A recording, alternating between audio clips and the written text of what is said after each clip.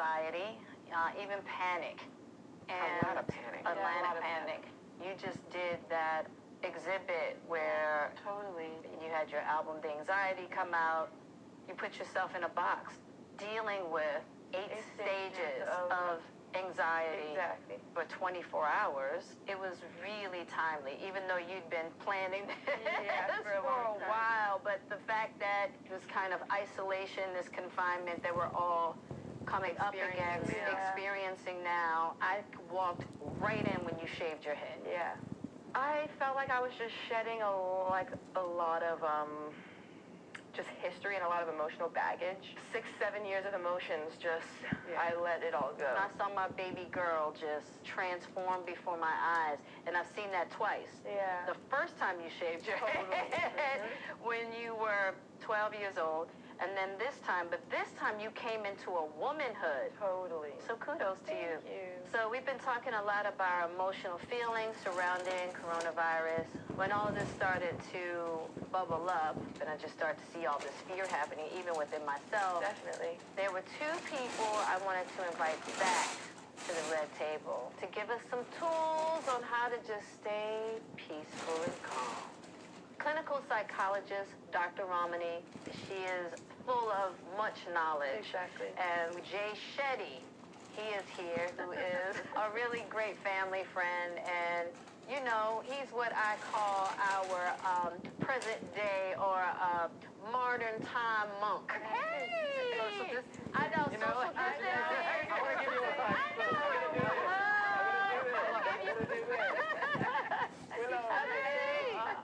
I know. First of all, you guys, I want to ask you, I'll start with you, how you're doing. It's been something. My daughter goes to school overseas. I called my ex and I said, we got to get her home now. Right. And so she got very anxious. She thought, what if I get stuck in Europe? Because she had to fly back through Europe, and now she's on a 14-day self-quarantine, as all people returning from Europe need to be. And I have a bigger problem brewing because my mother has a degenerative spinal cord disease. And we found that out 3 weeks ago. She was supposed to have surgery in 2 weeks. So they're both elderly. They're on the other side of the country. I don't want to go there and expose them. You know, your days and nights then become occupied with, are my parents okay? Is my mom going to be okay? But then I'm also a therapist. Right. My poor clients, a lot of them are struggling, and they're struggling a lot. It brings up old anxieties. People who are living with anxiety, this is a multiplier. Right. I can tell you this as a shrink, never before as we as the mental health profession taken on something of this magnitude. It's all hands on deck. Yeah. Jay, what about you? I know you had to push your book back. Was it because of all of this? Yeah, absolutely. First of all, I'm just so grateful to you for doing this. It's so meaningful that you show up in this way, and the last episode was amazing, and so thank you for doing it, first of all. And thank you for being here.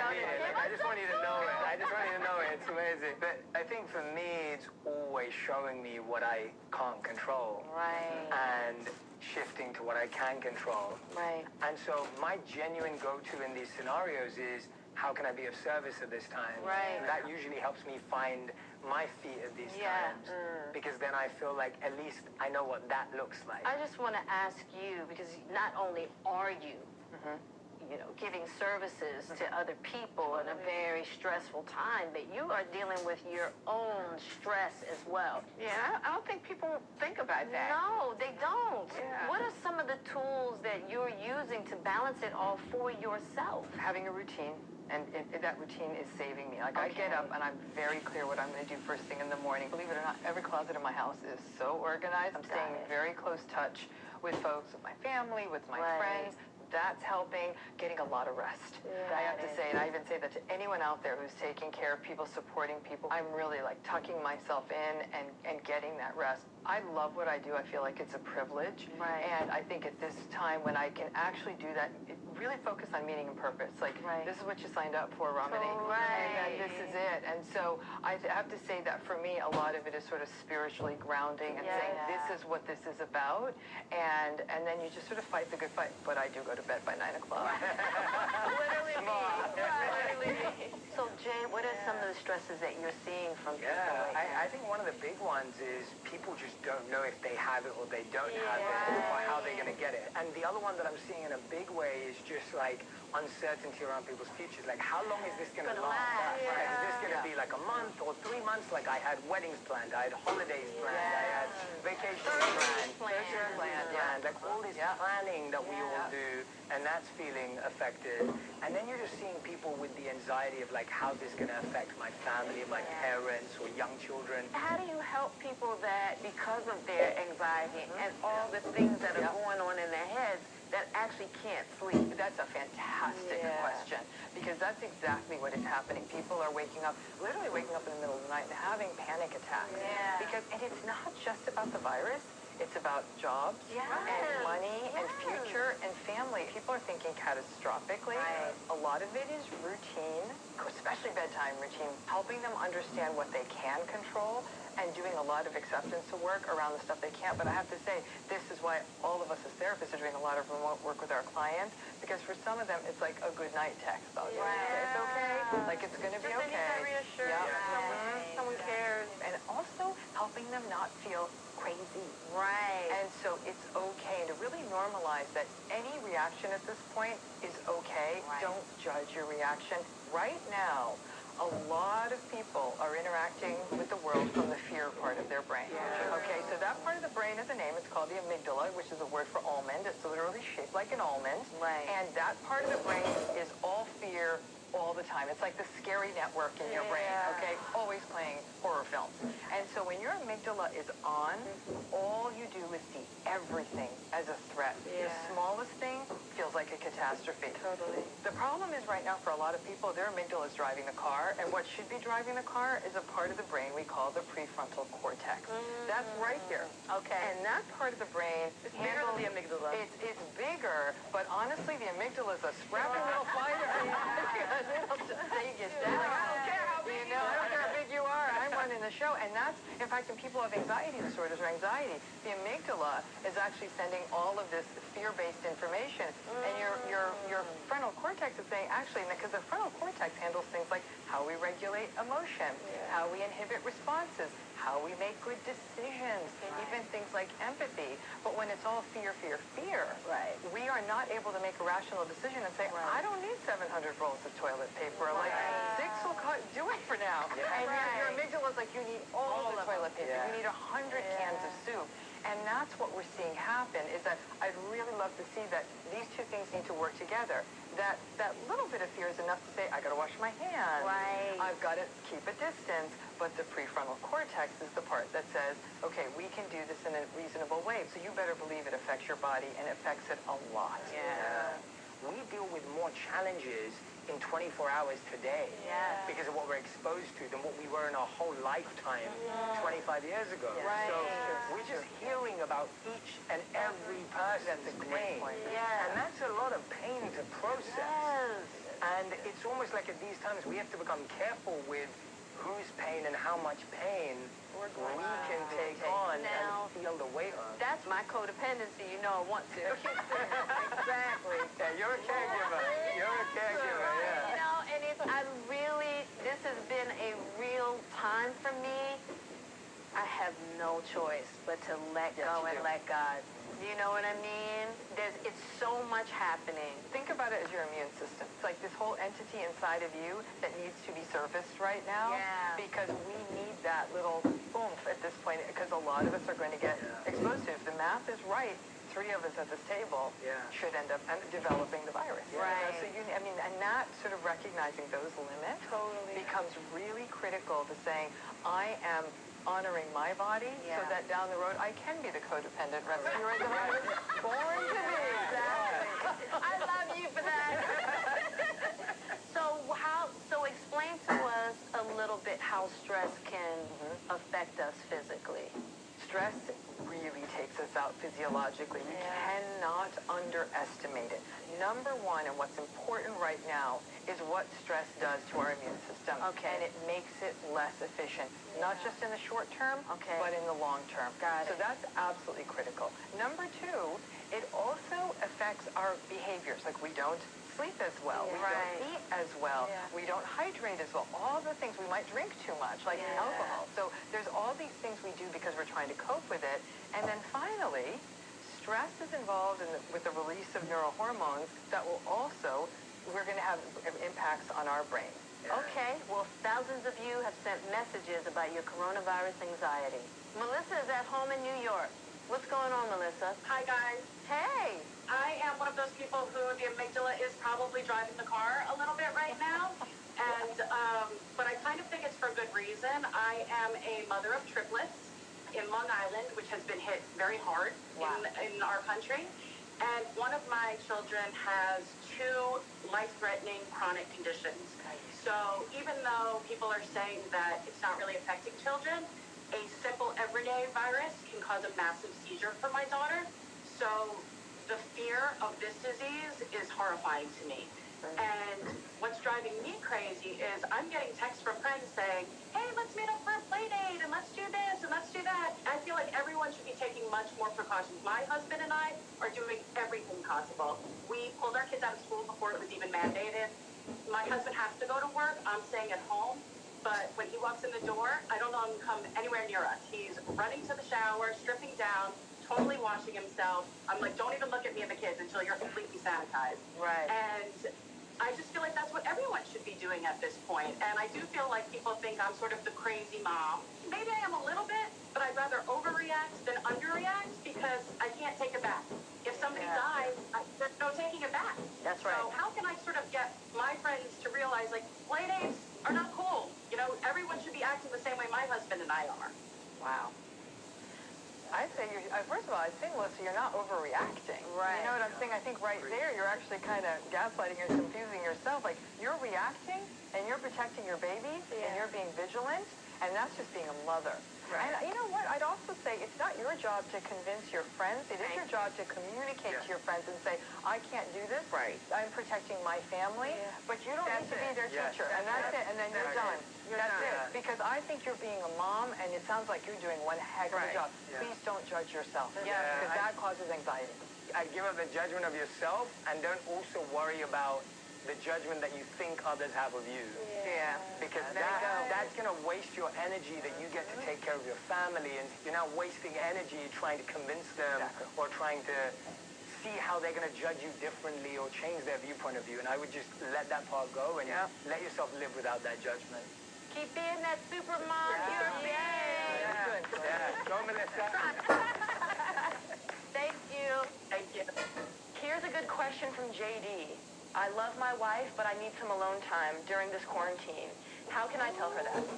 Let me tell you, relationships are going to be going up. I don't think people have spent this much time together, like couples, like partners, and it's like, this time's really going to show people how people deal with pressure. Exactly. But there's going to be a baby boom, too. A baby boom and a divorce boom, and both are going to happen at the same time. And I think if you're just seeking more space in your relationship, I think one of the bigger mistakes we often make is that we express what we want, but we don't explain why we want it. And so if you just go up to your partner and you say, I want space, or I need space, they don't know why you want it, and so now they're confused. They're now filling in the text of going, oh, maybe he or she doesn't like me, or maybe I'm annoying them, or maybe they want a break, or they're trying to get away from me. Whereas if you explain why you want what you want, then someone has the opportunity to say, oh, I get that, I wanted it too, because often you'll find that both of you want the space, but one of you is scared of saying it. I think that's true, because if you just say to somebody, I need space, sometimes that's a trigger for one step towards divorce. And it doesn't necessarily mean that. It just means, hey, I need 2 hours. Please. You know, and so back up on me. And tell people what you're going to do with it. So it's like, hey, I just need 2 hours to read. I just need this time to watch this show or whatever. It's like, Yeah. Just be intentional about it. You know, I think it's also interesting, though, is that this is a great test for their relationship. Right. In a relationship, it's absolutely critical you be able to ask for your time and space. And if that can't be honored, Yes. then now there's a little bit of a red flag popping up. You know, that you can't, get whatever that space looks like. It could be, we can take walks as long as we're healthy. So one takes a walk or one, whatever, takes a drive, gives a space. If you have 2 rooms in a house, then you got one and you got one. But I think that this is actually going to be a real interesting workout for a lot of couples. The next one comes from a college senior named Danielle. Hi, my name's Danielle. I am a senior in college, and the coronavirus has caused me a lot of worry and anxiety. My school has canceled graduation along with other events, and they are kicking students out of their dorm rooms. Classes that I need to graduate have also been canceled, and I'm just really wondering how I can manage and how I can handle this new timeline. I feel like this is such a deep human anxiety. But we also have to think about grief. Right. A lot of people have lost some things that matter to them. I'm looking at a lot of the college students. She's a senior. You know, high school and college students are losing their proms. They're losing their commencements. These are big, real Big deals in your rites life. of passage. And for them, they've worked all this time and they had that vision. There is a lot of grief going on, to which I tell people, when you're grieving, grieve. Right. Don't feel like it's throwing her whole life off track. So the grief has to happen. But think about those students who are now in, it's their whole reality in a matter of 24 hours. I mean, this is an interesting time because people are feeling guilt over their grief. Right. Who am I to be grieving when everyone's dying and sick? Right. It's okay to grieve. There is no loss too small. So what are some healthy ways to deal with that grief? Cry it out. I don't know when crying went out of fashion, but it's so good. Cry. Best places to cry: shower, car. You know, like those are my 2 personal things. Okay? And so cry. It's okay. And then take your grief to that person you trust. I just had a friend call me who lost something big professionally because of this, and she doesn't know if she can get it back. And I said, sweetheart, this is such a big loss. I'm so sorry. She needed that one place because she thought, I'm going to look ridiculous if I took this into a public forum. Everyone, I hope, has their person. Don't just try to fix it. Let them cry it. That's a good point, too. Don't try to fix it. Yeah, there's a lot of shaming happening. You know, to me, there's no crisis too big or small right now. Some people feel like, oh gosh, I'm worried about my personal thing. Right. It's your personal thing, and that makes it okay, whatever it may be. Maybe you don't get to finish your degree on time. Maybe you're upset about a party you had to cancel, and it's okay to be upset, but they're going on social media and often getting shamed. You're worried about your party when the whole world is falling apart, and then they feel incredibly guilty, they feel ashamed, and even more anxious. And one of my favorite ones is voice noting it to yourself. Because you want to be heard. Hear yourself. Like when you hear yourself, you actually get to be objective for yourself. You get to hear yourself as a friend. Like you hear your own voice.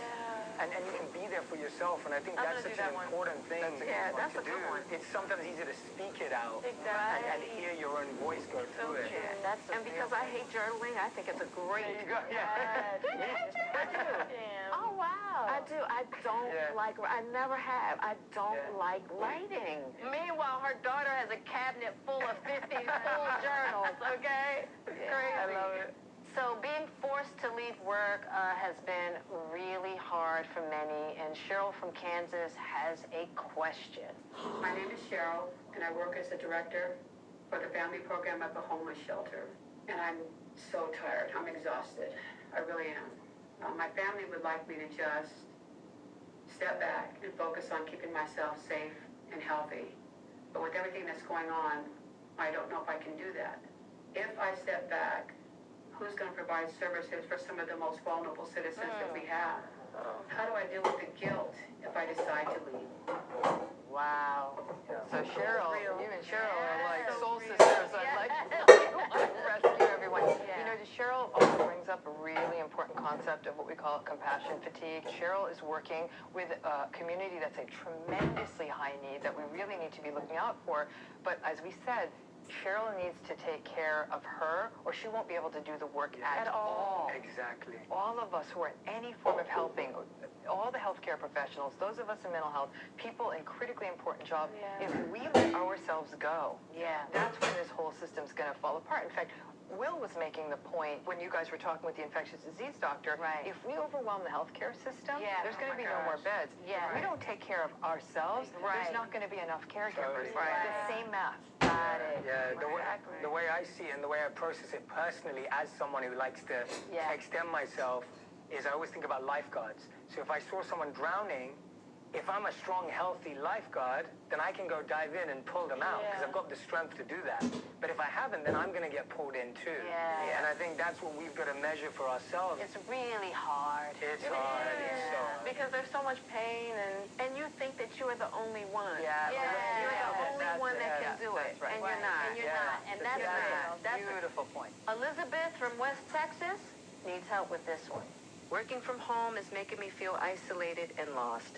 How do I deal with feeling lonely? I think there's a lot of that going on. Definitely. Yeah, there's a lot of people struggling with the pressure of like, do I show up, do I not? The guilt of like, how will I be judged? How's this going to affect me after this time period? And I think it's rewiring our relationship with a lot of things. Our relationship with ourselves, our relationship with our friends and family, our relationship with our partners. And one of the relationships that I think it's really impacting is our relationship with loneliness. And I hear that a lot on social media where so many people are so scared of being alone. And there are a few ways that I'd like us to think about it or rewire it. One of the first is that our language, the word we always use for being alone is loneliness. But there is another word, and that word's solitude.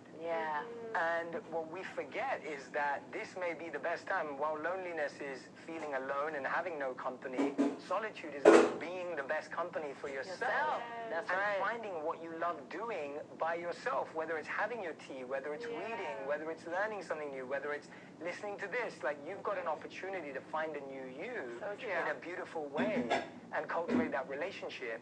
And at the same time, you've got to recognize that our challenge is not with shared space, our challenge is with shared experiences.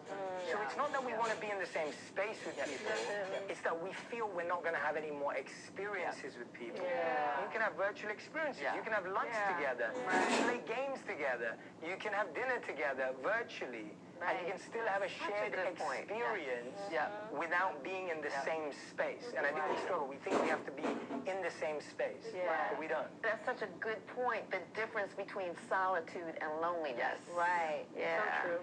Alicia from Alberta, Canada, says she needs advice. My name is Halisha, and my anxiety is at an all-time high because of the coronavirus. I'm worried that we're not prepared. I feel like we don't have the necessities, i.e. food and diapers. Stores are all sold out. So my question is to you, how do I deal with the anxiety of not being prepared? So anxiety is an overwhelming fear, and all the systems get hijacked. You can't figure it out. And think of it like a recipe. Like, I'm going to use an analogy like making an apple pie. You don't just like, I need to make an apple pie, it just needs to exist. Like, what do you need to do? You start getting the ingredients together. Anxiety is all about breaking things down calmly into component processes. In her case, she feels unprepared. So if I'm going to make an apple pie, I need apples, I need butter, so I need to figure out how to get apples. She's unprepared, what do you need? Like, we don't need all the crazy stuff people are buying. Listen, even if you don't have toilet paper, you can make it work. Exactly. And I think that everyone feels as though all my stuff has been taken away. How can I figure it out? Yes, you can. Exactly. And this is, again, I'm a big believer in what we call informal mindfulness. Like, you don't need to go up to a mountaintop and meditate for 3 days. We're all washing our hands 700 times a day. Be mindful as you wash your hands. Like, feel the warm water, feel the soap. There's like a bunch of instances in each day you can kind of get yourself coalesced into a moment and pay attention. Now we have to check doorknobs and this. These are all these mindful moments. But that kind of stuff for someone like her can also help with the anxiety, and that what ends up happening is you slowly but surely deconstruct the apple pie. You don't say, I don't know how to make an apple pie. Do you know how to get an apple? Well, then you're on your way. And then you've got to figure out, how to get the apple, and then go to the next step. And that's, everything is a recipe that can be deconstructed. So you basically have to ground yourself. And I can hear in all of her languages either future or past. Yes. So anxiety, we know that, is always in the past or it's in the future. So it's like, oh, I should have done this, or should I do that? Right. One of my favorite therapy techniques that I often share is 5, 4, 3, 2, 1. So it's 5 things I can see right now. What are the 5 things I can see? 4 things I can touch. Let me touch those 4 things. 3 things that I can hear. 2 things that I can smell. And 1 thing that I can taste. And that brings you to present. It just brings you into the moment. If you remember that right now, you're like, okay, I'm back here right now. And then you go, here's my recipe. And what do I do right now? Right. Rather than my mind racing into the past or the future. Exactly. My mind constantly making me believe that I don't have the power right now. Yeah. Right, and just spinning. Right. Yeah. Right. Yeah. Well, there it is. It's, again, routine. You've got, I mean, That's right. routine's a big one. Absolutely. I have the second routine, and one of my favorite ways of remembering routine, everyone can do this, is make time. So T-I-M-E. Thankfulness, intention or insight, meditation, and exercise. Those are 4 things. It's going to boost your immune system. It's going to boost your mood. It's going to boost your confidence and self-esteem. It's going to get you through this. So that's number 1. I think the second one for me is do focus on what you can control. Unfollow all those threads that you're on, because I feel like right now there's just a lot of noise. Choose your sources. Keep them short and sweet, and stick to those. You don't need to be involved in every conversation about everything that's going on. So be really careful about that. The third one for me is, you really have to realize that your peace is in your power, that your peace and calm can't be disturbed by anything outside, because it's what you're defining for yourself. And so find the activities that do that. 3 of my favorite things: sights, scents, and sounds. We do not realize how much these trigger us. Most of us are watching the news, hearing the news, and smelling the news, I guess. See things that make you happy. Whether it's a show, a picture, a painting, a drawing, whatever it is, view things that bring joy to your life. Scents. Change the scents. They calm you naturally. Sounds. Put on nature sounds. You may not be able to get out to nature, but play running water, play birds, play, whatever it is that makes you feel outdoors. Those things are naturally good for you. Turn off the news for a little while. Turn it off. You cannot be tuned to it around the clock. Even our day-to-day tasks have become anxiety. We're afraid to do the things we used to do naturally. Hug people and run into the grocery. So when the mundane things become threatening, anxiety skyrockets. I would also say distract, do things that are pleasant, get plenty of rest. This is a chance to do it. And finally, find a way to do for others. Not only will that help alleviate the anxiety during this time of this pandemic, it is a daily practice you're going to take into a future, and if everyone does that, imagine how much better this world's going to function. And I want to end on this one. Is just place your left palm on your stomach and your right hand on your heart. I know you guys do this all the time, but it's just a calming breath. And so what I'm going to ask everyone to do is breathe in for a count of 4. And breathe out for more than 4. That's it, nice and simple. So breathe in for a count of 4. And breathe out for a count of more than 4. Breathe in for 1, 2, 3, 4. And breathe out for 1, 2, 3, 4, and more. Just breathe in calm, peaceful energy. And when you exhale, feel yourself just letting go of any of the toxins or negative energy. Your breath is connected to every emotion in your life. When you cry, you breathe differently. When you're happy, you breathe differently. When you're anxious, you breathe differently. So if you just breathe out for longer than you breathe in, you just naturally relax your mind and body. Got us all in it now. Thank you. Thank you guys. Thank you for doing this. We watched the last episode together. It was amazing. I think that was the best conversation I've seen on COVID for sure. It was. I think this is one of the best ones we've done. It was for me. This is the conversation that people are having in their homes. And that's why you bringing it here is perfect, because that's people need to feel confident. There's nowhere else. Yes. anyone's having this conversation. The news is not having this conversation. No, we're taking that conversation out of your head and putting it out here so everybody knows that all of us are struggling. All of us are struggling. Exactly. And that is the one thing we all have in common. So, we can draw together on that. That's beautiful. Yep. I'm sure we'll have many more of these red table talks. We have both of you on speed dial. Thank goodness. That's all I can say. But like, once again, just thank you for being here. Thank you. Thank you so much. Hey, RTC family. Join our Red Table Talk group on Facebook to become part of the conversation.